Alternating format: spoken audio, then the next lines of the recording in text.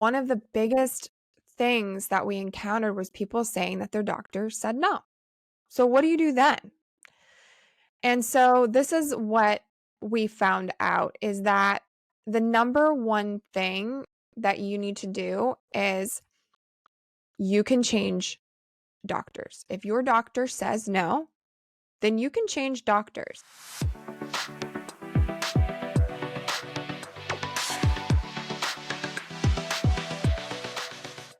This is Raising Mama, a hilariously honest podcast dedicated to unveiling the hidden realities of motherhood.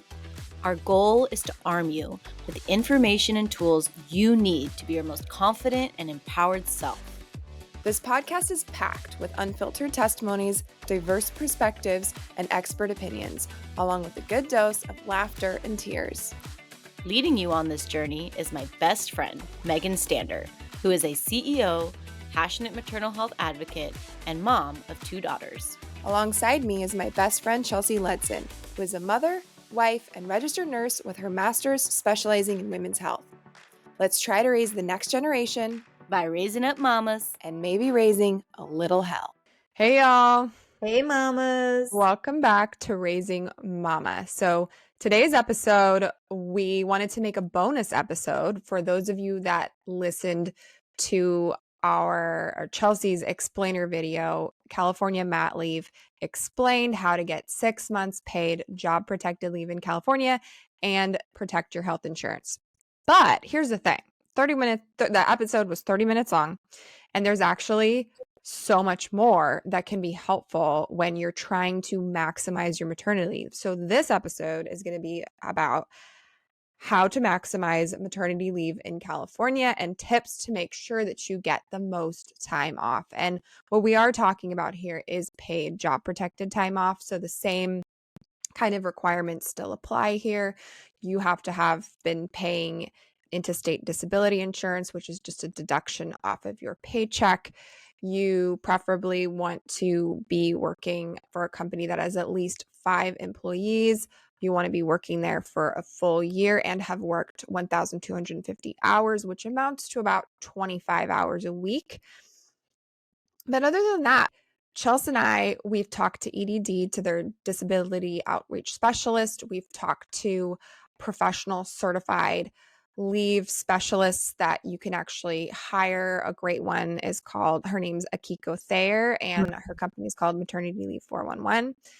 And in these discussions with these people and doulas, so many doulas that I've talked to, we've basically listened to all of the questions that you've been asking us on Instagram, and we've tried to find solutions for them. And in the process, we've gotten a lot of juicy information that I think will make you experience less hiccups, for one, in making sure that you can get your extensions if they're needed, and also tidbits, like things that I never would have thought of that will help you to go into these appointments and, get done what you need to get done. So with that being said, I wanted to first talk about disability extensions, because here's the thing. In our 30-minute explainer video, we talk about how to get 6 months paid. You can only get 6 months paid if you get your disability extended. Now, if you don't need your disability extended, if you're ready to go back to work, if you can go back to work, this doesn't apply to you. But if you need to get it extended and need to get that full 6 months, which is your cap in terms of job protection, then you're going to need to get your disability extended. And one of the biggest things that we encountered was people saying that their doctor said no. So what do you do then? And so this is what we found out is that the number one thing that you need to do is you can change doctors. If your doctor says no, then you can change doctors.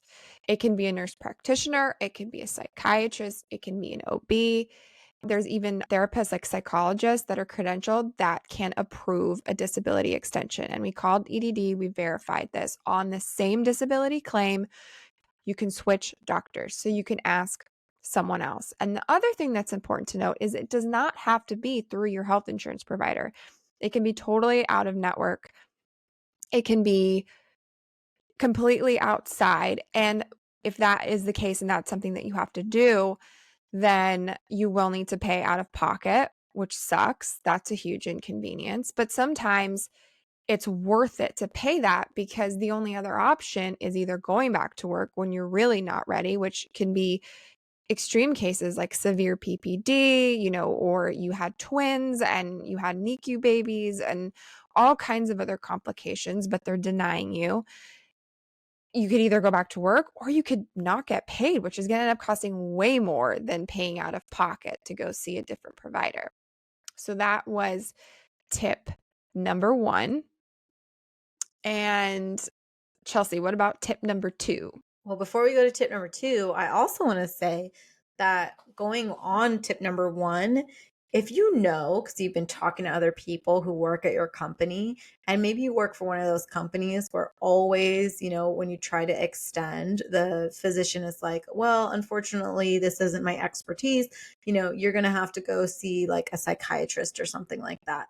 One, go ahead, go see that psychiatrist. It doesn't mean this conversation's over. If your doctor says, I'm not going to be able to extend it, you're going to have to see someone else. It's a headache, but take the consultation, get the new therapist or psychiatrist.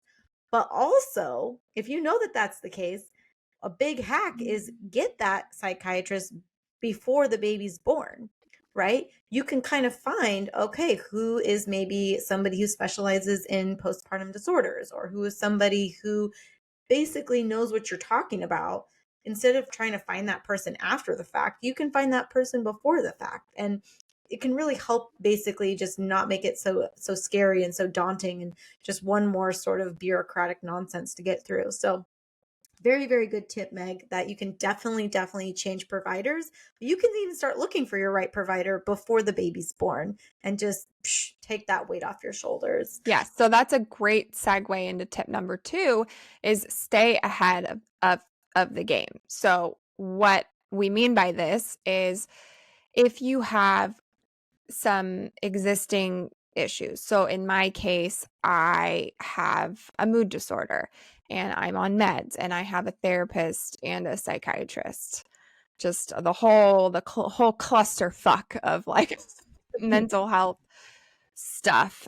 Keep that in mind because that will you will be predisposed to postpartum depression. It is definitely not guaranteed, definitely not, but it could be on your mind. And if you feel like you have mental health, I don't want to say problems, but if you feel like you have a mental health situation where you might be predisposed, then and you don't have a therapist or you don't have a psychiatrist, go find one now or at least write some names down so you have some ready to go to and go see them. If after you have your baby, go see them before going to your OB asking them for approval for disability. Go talk to them. And that way, go into your doctor's appointments prepared. Like, do your homework, understand the assignment. And the assignment is that you've already talked to a doctor that specializes in, whatever your ailment it is. It doesn't have to be mental health related. It could be related to anything related to your body that could then be made way worse by pregnancy or childbirth. And then just, you can go into your OB appointment, be like, hey, I talked to my doctor. This is what we decided. And if it's a doctor that can approve your disability, they can approve it for you. Or if it's just like a therapist that they can't approve it, go to your OB with a plan. Do not go into your OB appointment if you have PPD or PPA crying, not having talked to a therapist yet. No, this was advice that a doula gave me, and she says that it's much more effective. And go into it confident with a plan that's been pre-decided. You already talked to the therapist, and you're much more likely to get considered by them. Yeah, and to totally just confirm that, I mean, like I said, I work in a hospital and I am totally a compassionate nurse and I try to give like all my patients like everything, but we are so busy and doctors are the same. If you're waiting for the doctor to ask you like, "Oh, well, where do you work? Oh, do you work around, like poisonous chemicals, or do you have to lift heavy boxes? Mhm. Or they might not ask the question that if the doctor knew, he'd be like, oh, yeah, well, I need to take you off of leave a little bit earlier because of the environment that you work, or the fact that that's right. Tell them what's going on, because waiting for the healthcare specialist to ask, it's just, they really do want to know. They do want to help you and provide you. And a sentence that's just so clarifying is, can you support me with this? Here's what I'm Mhm. concerned about, and I'm really hoping that you're going to be able to support me with this. Can you find me a place where I can successfully, give birth or do this? Or, it's tough and it sucks, but I think that's just kind of the healthcare system is, you have to be the one that has a lot of the plan and the research ready, and your chances of being successful, like Megan said, are way, way, way, way, way, way, way, way, way higher. Here, yeah, related to this, another tip is that if you're OB, if you have one, but midwife too, if your OB or midwife works for a larger organization, meaning a larger hospital system, there's a lot of them out there, then if you are this person, that means that you have a higher likelihood that they're going to deny your request for an extension. So being aware of that, for one, is helpful because it gives you the knowledge that you can prepare for plan B, plan C. So if this is the case, and the reason for this is that larger hospital systems have bigger bureaucratic like processes. They've got to go through more steps to get things approved, and they often have like these like standards that they've set up that do not, their number one priority is not patient centered care. This is my opinion, but they're a big company, they're a business, and they are worried about liability. And so they have to set standards. And there's all kinds of good reasons for that, but there's also lots of like bad side effects of this. Mhm. So because of that, you have a higher likelihood of it being disapproved, and it won't necessarily be fair. You could have severe postpartum depression. You could have Mhm. a laundry list of issues that make it legitimately like impossible for you to go back to work, and you might still get denied. So I think that not being, for lack of a better word, naive about the fact that this could happen to you is really empowering. And so building a backup plan is maybe contacting another nurse practitioner or, one of these approved people beforehand, and developing a relationship with them wouldn't be a bad idea. I know that OBs, like, they can't, if you're like a certain, unless there's a medical reason, they don't like taking you like super last minute. So it might need to be a psychiatrist or a therapist or a nurse practitioner or something like that. So Which, that's, FYI, just letting you know, in the most transformational journey of your life, setting up a nice therapist is yeah. not, it's not like the worst idea anyway. Because let's say you do it and you're totally fine and you can go back to work and you don't want an extension. I mean, no worries. That's great. And maybe a big part of that is you had a great therapist to kind of talk everything out. So to me, it's like a win-win too. Like, to just start thinking about you, what will you need? It's just another way to take care of yourself, and even if it has nothing to do with your extension. But that's my little 2 cents. Yeah. And then, Chelsea, you were talking about, so one really interesting thing that I discovered while talking to EDD is that EDD, they administer paid family leave and disability insurance, which is what pays you while you're pregnant or after having childbirth for taking that time off. And although they administer it, they're actually not like, everything is dependent on the doctor or healthcare provider in Yeah. terms of your claim. So as long as the doctor or healthcare provider approves it, and you're not like, kind of illegally like applying for EDD, they'll approve you. So they're not the ones like reviewing it and deciding like whether or not, no, no, no. They like 100% rely on the opinion and advice of the healthcare professional. So that's good in some ways, right? But like, bad in other ways because it really puts the onus on the healthcare provider to be making objective decisions about like the quality of your care, the quality of your life.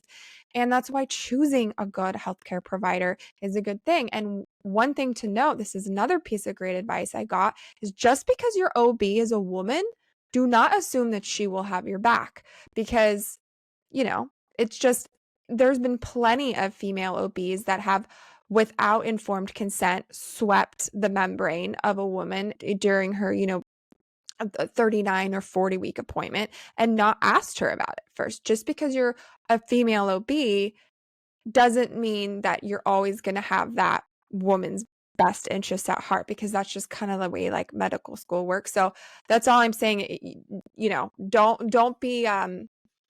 Don't be like just automatically like trusting of that. Not to say that OBs are bad. It's just, Not at all.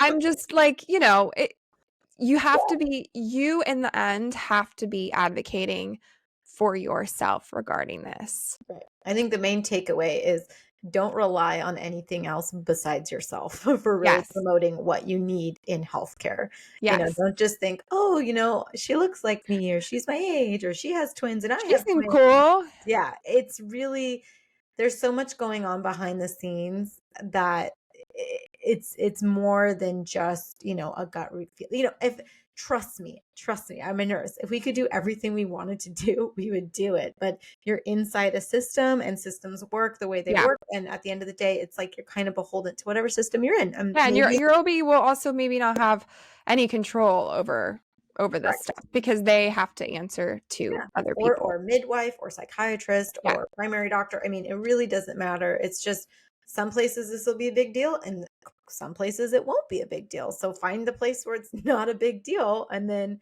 whew, that's one less thing off your shoulders. I don't know about you, Megan, but another like really key thing I want to explain, because it was too hard to say in the video, but hopefully you guys have already watched the video. If you're not, again, you should just pause here and watch our, maternity leave video, maternity leave in California explained video. Am I saying that right? You're saying it right. Anyway, you'll find it. Just scroll down. You'll find Just it. scroll down.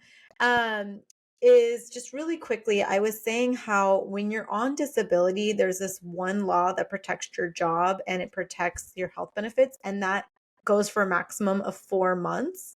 So you're playing this game of trying to be on disability within 4 months. So understand that if you start your disability early, right? Like say you get your extension before birth, well, then that means that say you only have 4 months to extend your full disability, and you take 3 months of it before you have a baby, and then that only leaves you 1 month to go once you've had the baby.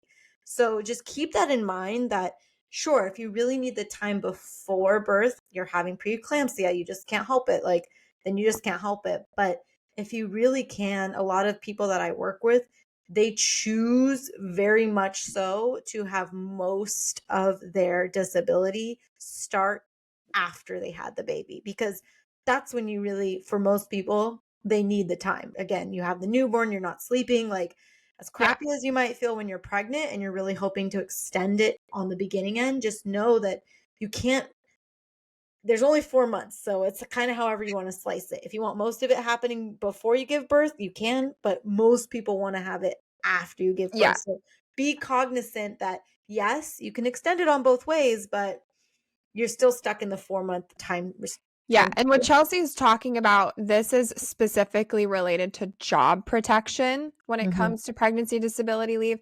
So you can take up to 52 weeks paid, but that ain't Totally. going to protect your job. So what she's talking about is the 4 months that protect your job. It can be 4 months anytime, but it can't be 100% before. That's the only thing. Mhm. It has to be a little bit after. Just wanted to clarify that. And then the extra 2 is the The California extra Family Rights Act. the Yeah. extra 2 months of maternity leave that Mhm. give you the full 6 months. Job That protection. Yeah, Yeah. that is not through just straight up disability. That is through your bonding, your paid Yeah. family leave. And so this was the crazy thing that I learned from EDD is your doctor, you don't actually have to be disabled. So, and I'm not trying to like just disclaimer here. I'm definitely not telling people to pretend that they can't go back to work. No. But what I am saying is that they give your doctor the discretion to decide whether or not, because of pregnancy or childbirth, it is okay for you to go back to work. There is a situation where if you might not be disabled at all, but your doctor can still approve you to not be going back to work. And that is because your workplace is dangerous to the fetus. And this is actually more common than you think. So, for example, if you work around pesticides and your employer is not able to make reasonable accommodation, it's like, well, you either like work here or you don't, your job just inherently involves pesticides. You're not disabled, but your doctor can say, nope, she can't go to work. She's pregnant. There's pesticides there. And this is hugely important because we don't want pesticides around a fetus. Like all kinds of bad things can happen there, but there could be all kinds of hazardous work situations that basically could disable you or the baby if you go. So that's important to know. But here's the thing. Your doctor might not be asking you these questions. OB visits are sometimes literally like 5 minutes long. You're in, you're out. So it's really important for you to tell your doctor what your work situation is like. If you're picking up really heavy objects, if you're working around chemicals, all of this stuff, tell your doctor as much information as possible because they might not ask those questions. In fact, they're probably not going to ask those questions. Mhm. And then that will give them more insight into figuring out if it's safe for you. And this might just be like you might not even know. But if you feel like you work somewhere where it could be hazardous to you and the baby, definitely bring that up to the doctor. Exactly. And I think the other just key takeaway as far as just maximizing benefits is really knowing beforehand that there's just like, and we've already said them, but I'm just going to repeat it because they're so important. If you get confused by all the timelines, you're just like, I just want like the straight and arrow. What do I have to do to get 6 months paid? It's like, it boils down to just the 5 things. Work for a company for 1 year, 1,250 hours. Make sure that that company is based obviously in California.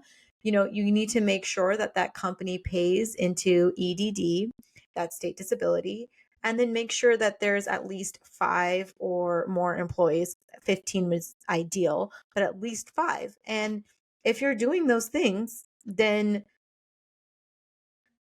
this is a real possibility for you. What sucks is a lot of those things take foresight. Like you need to know beforehand what those qualifications Yeah. are. Because I see so many women, it's like they're learning while they're pregnant, while they just had a baby. And they're like, Yeah. oh, you mean if I only took 20 more hours of overtime, I would have qualified? Oh, if I just waited 1 more month to take out my birth control, I would have been there for a year. Oh, if you're saying like I chose to make my tax home California, not Arizona, because I'm a traveling nurse, like the tough part is knowing these facts ahead of time. Like knowledge is definitely power because none of this is straightforward. And I just want to be that like one voice that's like, please know this beforehand because this can change your life. And that's it. Those are like the top things that can totally, totally, totally change your life and make it so not only you get maternity leave, but your partner can get maternity leave, which is so awesome. Also, Yes. we made a whole Oh, episode about that. ooh, I just got chills. Yeah, we made an episode just for dads or non-birthing partners, so check that out if you haven't listened to it yet. And if you have not yet watched our 30-minute explainer video, it's episode number 16. Check it out. And also, we have our California maternity leave guide. It's got checklists, it's got everything you need to know. We've condensed it. It took us like over 100 hours to put all of this together. We've called a million people, we've got links, phone numbers, a direct email to EDD. Check it out. Link is in our description. And thank you for joining us today. Oh, and please, please like and follow and leave us comments because we are going to answer all your questions. So any question you have regarding mat leave, please leave them in the comments because we are going to answer them. We want to know how we can help you. Thank you for tuning in to the Raising Mama podcast. Your presence means a lot, and we hope you found our discussion insightful. To become a part of our community, follow us on Instagram at Raising Mama Podcast. Explore resources on the Raising Mama Village located at www.raisingmama.com.